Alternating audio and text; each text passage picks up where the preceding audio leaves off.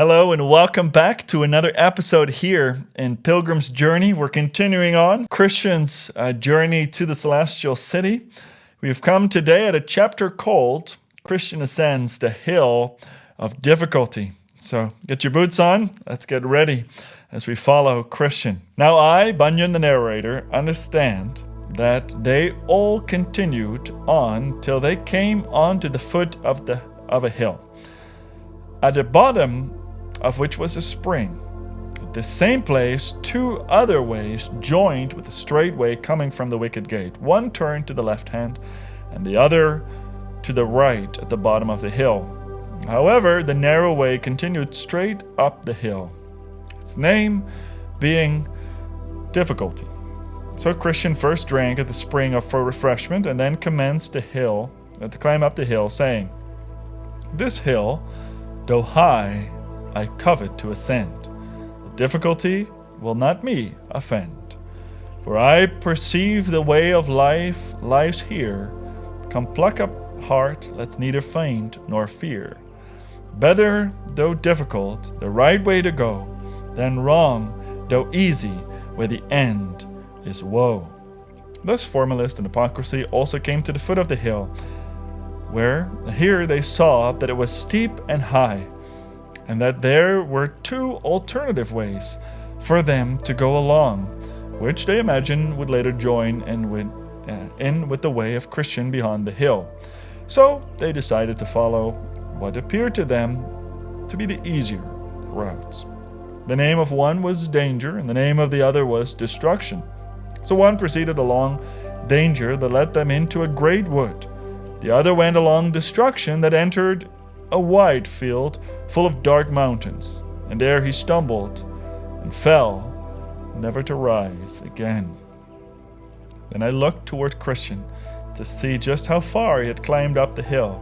It appeared that he had been reduced from running to walking, and from walking to clambering on his hands and knees because of the steepness of the incline. About halfway up the hill was a pleasant arbor. It's kind of a resting place under a shade, provided by the Lord of the hill for the refreshment of weary travelers.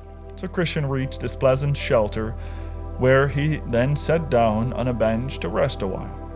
Then he pulled his scroll out of his chest pocket and began to read it for comfort. So he also took a fresh look at his new garment that was given to him as he stood before the cross. Thus being pleasantly stimulated for a time, he at first snoozed and then fell fast asleep.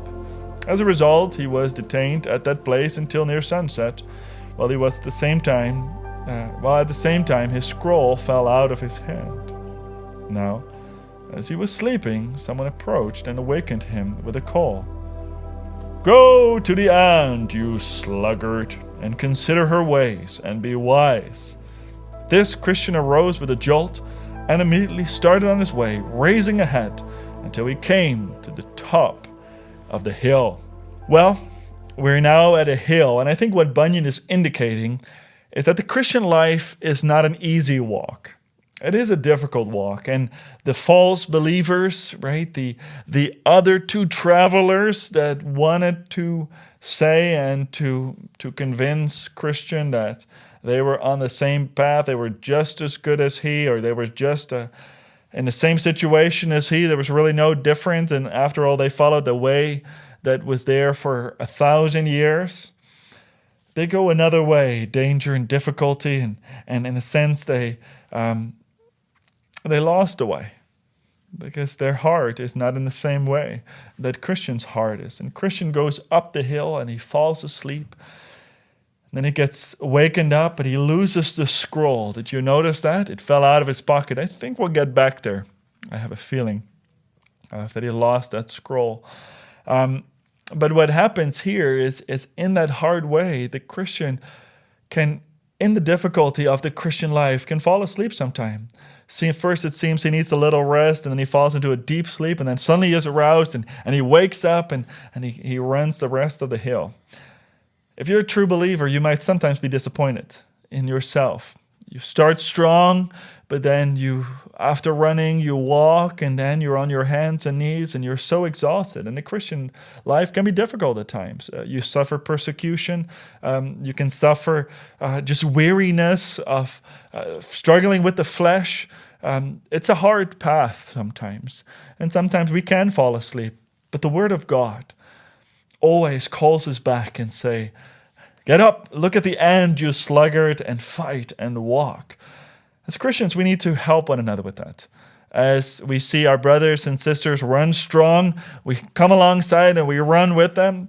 And if we see them wavering, perhaps being distracted by the things of the world or the pains of this world or the troubles that come to us, we encourage them with the Word of God to keep going. Now, if you're a true Christian, you might say, I thought I was truly saved. And I walk with the Lord for a while, but now for a moment it seems like I've fallen asleep. I don't feel that warmth of the love of Christ so closely. I'm kind of falling asleep, it seems. I don't have that battle of overcoming sins like I did in the beginning. Maybe you've fallen asleep, but don't worry. Let the Word of God speak to your heart to keep running. As John Bunyan describes Christian here, when the Word of God comes, it comes with power, and he gets up and he runs to the top of the hill. I hope this is an encouragement to you, because sometimes I think as true believers, our conscience can be so sensitive that when we hear a word of warning, we think, oh no, we've never entered to the narrow gate or something like that. If you have entered, you may have fallen asleep for a moment. You may have rested, and that rest had become a deep sleep. But don't worry. Go back to the Word of God. Read it, and it will make you run until you see Christ, so that you can get up on another hill, and maybe at the end of this hill, the celestial city is there, or maybe there are other hills to come. But don't weaken in fear, but be strong in faith. And if you follow the Word of God and you run towards the celestial city, you will find Him at the end when you cross that river. Thank you for watching. I hope this was an encouragement to your faith, and I pray that you continue to journey on the way to the celestial city. We'll see you next time for another step of that journey.